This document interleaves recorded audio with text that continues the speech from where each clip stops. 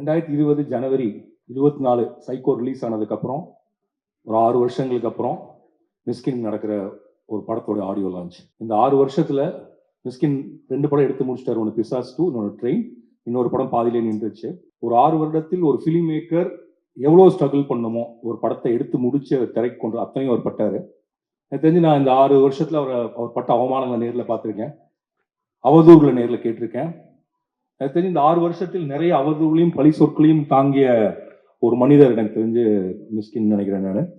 And அவ்வளோ ஏமாற்றங்கள், நம்பிக்கை துரோகங்கள், அவமானங்கள், பழி சொற்கள் இத்தனையும் ஒரு மனிதனுக்கு ஒரே நேரத்தில் தாக்குனா அவன் ஆக்சுவலாக காணாமல் தான் போவான் அப்படின்னு நான் நினைக்கிறேன். ஆனால் மிஸ்கினால் அது எல்லாத்தையும் ஒரு இடது கையில் தள்ளி விட்டு நிற்க முடியுதுன்னா அது அவர் மனிதர்கள் மேலே வைத்திருக்கக்கூடிய பெரிய நம்பிக்கை. ஆக்சுவலாக இவ்வளோ பட்ட ஒருத்தனுக்கு மனுஷன் மேலே நம்பிக்கை போகணும், ஆனால் மிஷினுக்கு நம்பிக்கை கூட்டிகிட்டே இருக்கும். மனிதர்களை இன்னும் நேசிக்க முடியும், மனிதர்களை நம்ப முடியும், புதுசாக இருக்கவங்கள்ட்ட பேச முடியும். இந்த நம்பிக்கை தான் மிஸ்கினை தக்க வைத்திருக்கிறது. இன்னும் சொல்ல போனால் மிஸ்கினோட படமே இந்த ரெண்டும் தான், குற்றமும் நம்பிக்கையும் தான் மிஸ்கினுடைய படம் அப்படின்னு நம்ம சொல்லலாம். எனக்கு தெரிஞ்ச தமிழ் சினிமாவில் த்ரில்லர் படத்தினுடைய தந்தை அப்படின்னு அவரை சொல்லலாம்னு நினைக்கிறேன். The master of thrillers. நந்தலாலாவை தவிர இது எல்லாமே த்ரில்லர்ஸ். அதில் வந்து கிரைம் த்ரில்லர் பண்ணியாச்சு, ஹாரர் த்ரில்லர் பண்ணியாச்சு, ரொமான்டிக் த்ரில்லர் பண்ணியாச்சு. ஆக்சுவலாக இது என்ன த்ரில்லர்னு எனக்கு தெரியல, பட் இதுவும் ஒரு த்ரில்லர் தான் எனக்கு தெரியுது பார்த்த உடனே. அண்ட் இந்த கலில் ஜிப்ரான் வந்து குற்றமும் நன்மையும் எழுதியிருப்பார். ஒன்று சொல்லுவார், கொலை செய்யப்பட்டு தரையில் கிடக்கிறவனுக்குமே அவன் செத்ததில் பங்கு இருக்கு, அவனை கொலை செஞ்சதில் பங்கு இருக்கு. ஒரு நிறைய கொள்ளையடிக்கப்பட்டு கையில் ஒன்றுமே இல்லாமல் போய் வீட்டில் தலையில் கை வச்சு உட்கார்ந்துருக்கவன்ட்டையும் கூட அவன் வீட்டில் திருடினதில் ஒரு பங்கு இருக்கு. நீங்கள் எவ்வளோ நல்லவராக இருந்தாலும் இந்த நகரத்தில், இந்த உலகத்தில் நடக்கக்கூடிய தீமையில் உங்களுக்கு தெரிஞ்சாலும் தெரியாட்டியும் ஒரு பங்கு இருக்கு. ஒரு மரத்தினுடைய இலை மஞ்சளாய் பழுத்து போவதற்கு அந்த மரம் தான் காரணம், இந்த சமூகம் தான் காரணம். ஒரு குற்றத்தையும் குற்றம் செய்பவர்களையும் எப்படி பார்க்கணும் அப்படின்னு கலில் சொன்ன அந்த தத்துவத்தின் அடிப்படையில் தான் மிஸ்கினுடைய எல்லா படங்களுமே விரியுதுன்னு நான் நினைக்கிறேன். கண்டிப்பா பெரிய ரீச் ஆக போகுது. எந்த டெஸ்டினேஷன் சேரணும்னு நீங்க நினைக்கிறீங்களோ கண்டிப்பா அந்த இடத்த ரீச் ஆகும் சார்.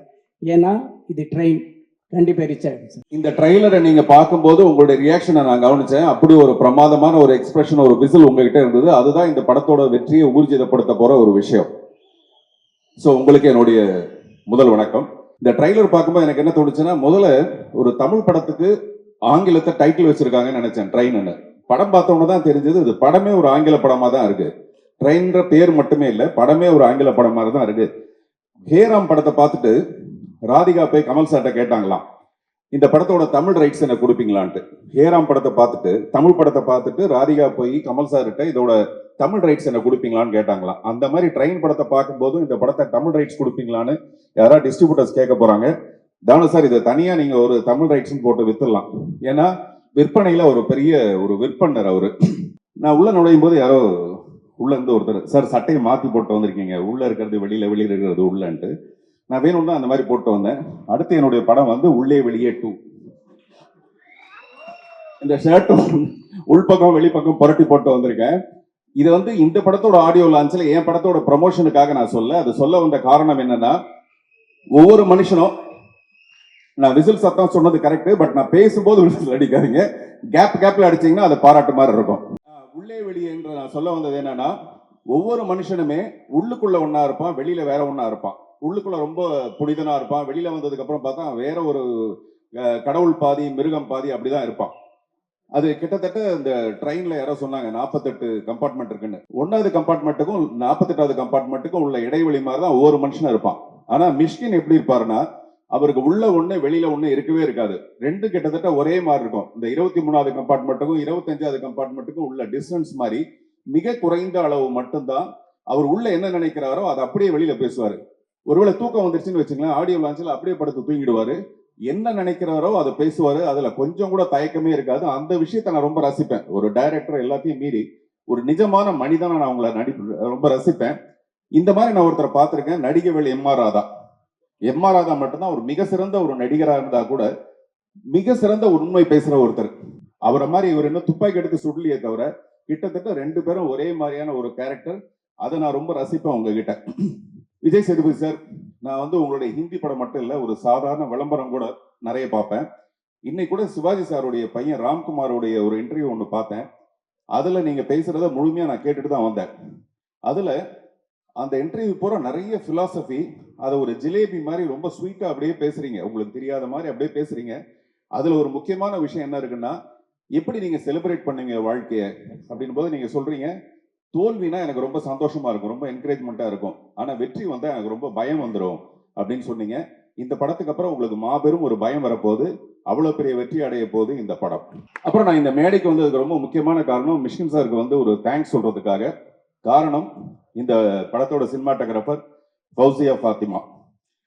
இவங்க வந்து என்னுடைய இவன்ற ஒரு படத்துக்கு அவங்க தான் சினிமாட்டோகிராஃபரா ஒர்க் பண்ணாங்க. அந்த படத்துல நான் சௌந்தர்யாவை வந்து மேக்கப் இல்லாம நடிக்கணும்னு கேட்டேன். அவங்க ரொம்ப தயங்கினாங்க.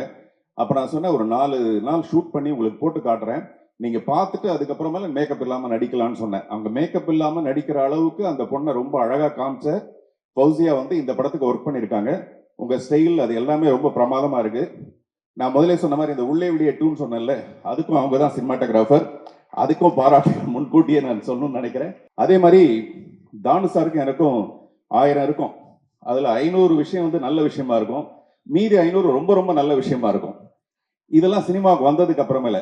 ஆனா நான் சினிமாவுக்கு வரத்துக்கு முன்னாடி, புதிய பாதை வரத்துக்கு முன்னாடி முதல்ல நான் கதை சொன்ன மிக குறைந்த தயாரிப்பாளர்கள், அதாவது என் கவனம் கொடுத்து காது கொடுத்து கேட்ட தயாரிப்பாளர்கள் ரொம்ப முக்கியமானவர் அவரு. வரப்போறவங்க கிட்ட எல்லாம் சொல்லுவாரு, இவர் ஒரு பெரிய டைரக்டரா வரப்போறாரு, பெரிய ஒரு ஆக்டரா வரப்போறாருன்னு. அந்த நன்றி கடனுக்காக தான் நீங்க அவங்க வீட்டுல இன்விடேஷனே கொடுக்கலாம் கூட அவங்க வீட்டு விசேஷத்துக்கு போவேன். இந்த படத்தோட வெற்றிக்கும் அதே மாதிரி தான் மறுபடியும் வந்து கை தட்டுவேன். அப்படி ஒரு சிறப்பான ஒரு அன்பு உங்க மேல நான் வச்சிருக்கேன் சார். கடைசியா மிஷ்கின் சாரை பத்தி சொல்லணும்னா, பிடித்தபடி வாழ்றது இருக்கு இல்லையா, பிடித்ததை செஞ்சுட்டு வாழ்றதுதான் மிகப்பெரிய ஒரு கோடீஸ்வரன். தான் என்ன நினைக்கிறானோ அதை நிஜமாவே சந்தோஷமா விரும்பி செய்யறது தான் ஒரு மிகப்பெரிய கோடீஸ்வரன் சொல்லுவாங்க. அந்த மாதிரி நீங்க மிகப்பெரிய ஒரு கோடீஸ்வரன். எனக்காக ஒரு பெண் வந்து ஒரு கவிதை எழுதினாப்ல, ஒரு ரயில் பயணத்தில் சந்தித்தோம், ஒரு ரயில் பயணத்தில் சந்தித்தோம், ரயில் நின்று விட்டது, பயணம் தொடர்கிறது. ஒரு ரயில் பயணத்தில் சந்தித்தோம், ரயில் நின்று விட்டது, பயணம் தொடர்கிறது. அப்படி இந்த ரயிலோட டெஸ்டினேஷன் ஒரு ஸ்டேஷன்ல இருந்து இன்னொரு ஸ்டேஷனுக்கு போகும். அப்படி ரயில் ஓடிக்கொண்டே இருக்கலாம். ஆனா மிஷ்கினுடைய பயணம் நீண்டது, மிக மிக பெரிய ஒரு பயணம். அந்த பயணம் வெற்றிகரமாகவே இருக்க என்னுடைய மனப்பூர்வமான வாழ்த்துக்கள். தேங்க்யூ. ஒரு மூவி வந்து இன்னைக்கு இருக்கிற காலகட்டத்தில் வந்து ஒரு படத்தை ரிலீஸ் பண்ணுறதே சூப்பர் ஹிட் தான். ஸோ இப்போ நான் ஒரு சூப்பர் ஹிட் கொடுத்துருக்கேன். ஒன்ஸ் அந்த தியேட்டருக்கு போயிடுச்சு அப்படின்னா வந்து தியேட்டருக்கு கொண்டு போயிட்டோம்னாலே அது வந்து ஒரு பிளாக் பஸ்டர் மாதிரி தான் இருக்குது. ஏன்னா ஒரு ஒரு ஒரு time taken for a movie வந்து இப்போ பயங்கர லெங்க்தாக போயிடுச்சு because of various other factors. அதெல்லாம் தாண்டி, ஏன்னா நான் எல்ஐகே மூவியில் சார் வந்து ஒரு முக்கியமான ரோல் பண்ண வேண்டியது. அந்த ரோலுக்கு அவர்கிட்ட போய் கேட்கும்போது இந்த படத்தோட ஒர்க்கா இருந்தாங்க, பண்ண முடியல. நிறைய சம்பளம் கட்டிட்டேன், அதான் வேணாட்டேன் கதை சொல்றான். இல்ல அவ்வளோ பேட் பாய் இல்லை, நீங்க குட் பாய். ஸோ அப்படி இல்லை, அவர் இந்த ஃபில்மோட இதில் கொஞ்சம் கான்சென்ட்ரேட் பண்ணிட்டு இருக்கேன்னு சொல்லியிருந்தாங்க. அதுக்கப்புறம் ஒரு நாள் வந்து செட்லாம் போட்டோம், ஒரு டாக்டர் மாதிரி ஒரு ரோல் ஒன்று இருந்துச்சு. அது வந்து நான் ஓவர் நைட்டில் திடீர்னு ஒரு 10 o'clock மாதிரி மெசேஜ் பண்ணிட்டு, சார் ஒரு நிமிஷம் உங்களை வந்து பார்க்கணும் அப்படின்னு சொன்னேன். கண்டிப்பாக அவருக்கு தெரிஞ்சது ஏதோ ஒரு ஃபேவர் தான் கேட்க போகிறேன்னு சொல்லிட்டு, ஸோ ஸ்ட்ரைட்டாக ஆஃபீஸ் போனோம். போயிட்டு, சார் நாளைக்கு இந்த மாதிரி ஒரு சீன் இருக்கு சார், வந்து நடிக்கணும், ஒருத்தர்கிட்ட பேசியிருந்தேன், நீங்கள் படா வரண்டா படா போயெல்லாம் சொல்லாதா அப்படின்னு சொல்லி அடுத்த நாள் ஷூட்டுக்கு வந்தார். என் டீமில் என்னோட ஏடி ஹரீஷ்னு ஒருத்தர், அவன் வந்து சாரோட தான் ஒர்க் பண்ணாங்க. ஸோ என் ஆஃபீஸும் அவர் ஆஃபீஸும் பக்கத்தில் லைக் நெய்பர்ஸ் மாதிரி. ஸோ எவ்ரி டைம் எனக்கு எதாவது ரொம்ப அப்பப்போ நான் வந்து ரொம்ப ஒரு லோ ஜோனுக்கு போயிடுவேன். அந்த மாதிரி டைம்லலாம் ஒரு தெரபிஸ்ட் மாதிரி, ஒரு டீச்சர் மாதிரி, ஒரு மென்டர், அந்த மாதிரி எப்பப்போ என்னென்ன ரோல்ஸ் வேணுமோ அப்பப்போ அந்த ரோலை கொடுத்து நான் போய் அவரோட ஆஃபீஸில் உட்காந்துப்பேன். அவங்களுடைய ஏடிஸ், இந்த ஃப்ரெண்ட்ஸ் எல்லாமே ரொம்ப கார்டியலாக இருப்பாங்க. அந்த ஸ்பேஸை கொடுத்ததுக்கு ரொம்ப thanks sir. And whatever makes you happy will make me also happy always. So I wish that this movie becomes a huge blockbuster. Vijay Sethupathi sir, அவரு இப்போ 400 ரவுடிதான் ஒரு படம் இல்லைன்னா நான் யாருமே யாருக்கும் தெரிஞ்சிருக்காது. அந்த படத்துக்கு ஒரே ரீசன் சார் மட்டும்தான். ஏன்னா இவர் ஒருத்தர் தான் வந்து போடா பொடின்னு ஒரு படம் நான் எடுத்திருக்கும் போது 3 பேர் தான் எனக்கு ஃபோன் பண்ணியிருந்தாங்க சினிமால இருந்து. நல்லா இருந்தது நான் படம் சொன்னது. அதுல இவர் வந்து ஃபோன் பண்ணும்போதே, நான் வந்து பீட்சான்னு ஒரு படத்தோட ஹீரோ, அந்த படத்துல இருந்து நான் உங்களுக்கு இப்போ கால் பண்ணியிருக்கேன், நீங்க அடுத்த படம் பண்ணும்போது அதுல நான் ஹீரோவா நடிக்கணும், அந்த மாதிரி ஒரு எண்ணத்தோட நான் கால் பண்ணியிருக்கேன்னு நினைச்சுக்காதீங்க.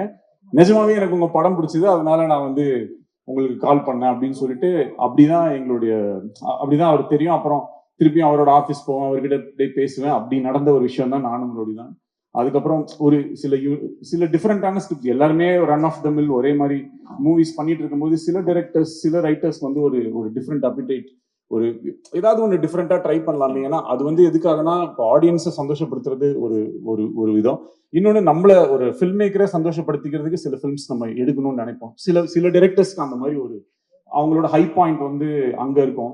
ஸோ அப்போ யூனிக்கா ஏதாவது கதைகள் நம்ம யோசிக்கும் போது அதை வந்து சப்போர்ட் பண்றதுக்கு ஹீரோஸ் ரொம்ப முக்கியம். அவங்க சப்போர்ட் பண்ணா மட்டும்தான் அந்த மாதிரி படங்கள்லாம் எடுக்க முடியும். ஸோ இன்னைக்கு இருக்கிற மேஜரா நல்ல இம்பார்ட்டன்ட் ஃபில்ம் மேக்கர்ஸ் பல பேர் விஜய் சேதுபதி சார் அக்செப்ட் பண்ணதுனால தான் இன்னைக்கு வந்து டைரக்டர்ஸா இருக்காங்க.